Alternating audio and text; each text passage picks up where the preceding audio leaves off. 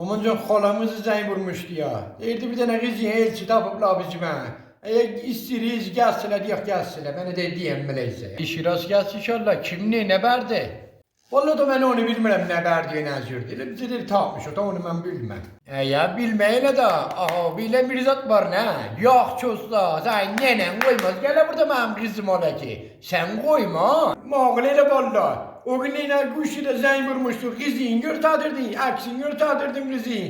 Deyirdi mənim qızım nə üçün aldı? Əməli də indiki tapıb biləcək. Yaxşı yaman axtarır. Mağıl valla maman.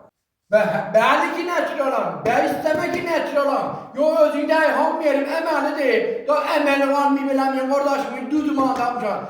Biz sizdən ağac qaçırıq. O nənə yatırın elçiniyor, sən yatırın o xala qızıyım. Biz o elçini mən ərək getmirəm ondan.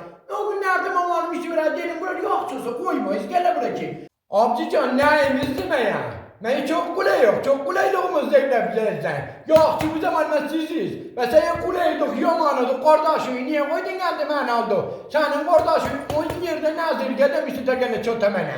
Tabi oğlum ben bilmirəm neyisi, neyiz değil. Git o bilenler neyisi. Sen, hala kızı, nene, elçi getirene ben var ya gitmirəm, evde kalan bundan çok salahtım amca.